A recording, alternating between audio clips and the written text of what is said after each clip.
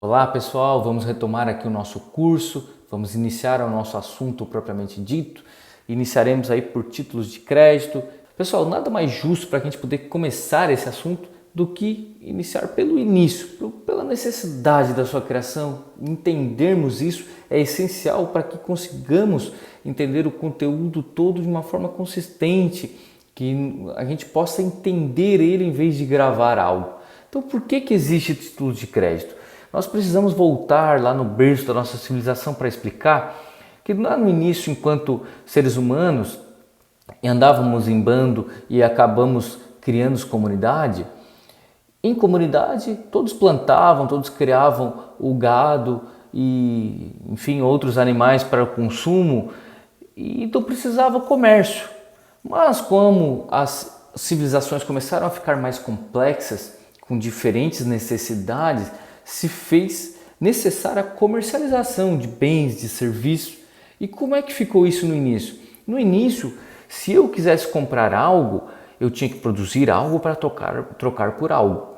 Então, se eu, Marcelo, produzia espadas, eu tinha e queria para minha família comprar arroz, comprar carne, eu precisaria procurar o agricultor e oferecer o que eu tinha em troca do que ele tinha. Então, começou a ter essa comercialização por meio dessas moedas. Só que com a maior complexidade, a maior dificuldade de comercialização, distância de comercialização e efetivo aumento, se viu a necessidade aí de criarmos os títulos de crédito. O cheque é um exemplo muito bom.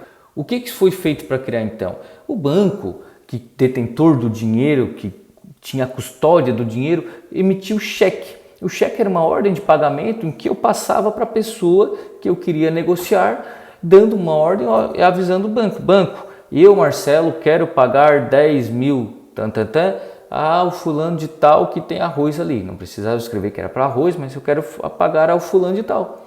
Então o fulano de tal com esse cheque em mãos ia até o banco e ele sacava o dinheiro ou transacionava para a conta dele, alguma coisa nesse sentido. Então veja como facilitou a negociação.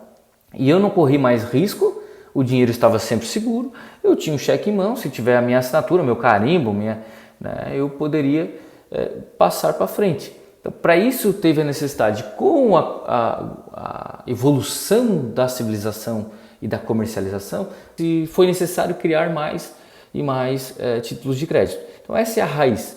Mas o que é o título de crédito? O título de crédito ele é um documento necessário para o exercício do direito, literal e autônomo nele mencionado. Então, o que é um documento necessário para o exercício do direito? O documento necessário, ele diz, já aponta aqui para nós, que é o princípio da cartularidade. O que é a cartularidade? Significa que o próprio documento já reflete o direito nele estampado.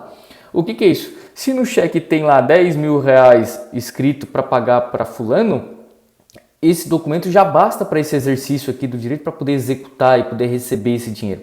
Eu não preciso de uma decisão judicial me dizendo que eu tenho esse direito a ser exercido. Não, o próprio título já diz isso para mim. Ele é literal também. O que é literal? O que está escrito nele é o que vale. Então se está escrito lá 10 mil reais, é o que vale. Ah, se o negócio for 9 mil e pouco envolvendo um carro, mais alguma coisa, o que importa nesse cheque ou nessa duplicata, nessa nota promissória, é que ali está 10 mil reais literalmente escrito e tu pode exercer esse direito. Então aqui está a literalidade. Esse conceito ele é bem completo porque traz todos esses princípios para nós. E autônomo? A autonomia significa que esse título, esse cheque, ele não se vincula, que o cheque, ele não se vincula à compra, por exemplo, de uma casa. Ele não está vinculado à casa. Ao momento que ele foi passado, perdoe aqui o meu desenho, mas o momento que ele foi passado para pagar uma casa, ele não tem mais nada a ver com aquele negócio. Ele é autônomo, ele anda sozinho, ele pode passar para frente para outra pessoa, eu posso lá no cheque sacar e não depende desse negócio aqui ser concretizado, ser finalizado ou não.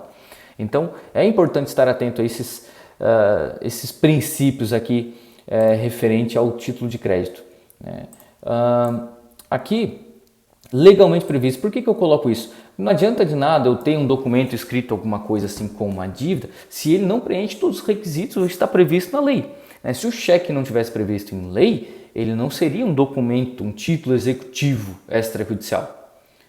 Ele seria mais um documento que prova uma dívida por outros meios, mas não a execução, por exemplo. E nós vamos ver daqui a pouco que isso influencia muito na questão do tempo, na questão da forma de cobrar, nós já vamos ver ali os ritos. Então é muito importante ter isso em mente aqui para seguir essa legalmente previsto aqui, que nós já vamos ver aqui a lei.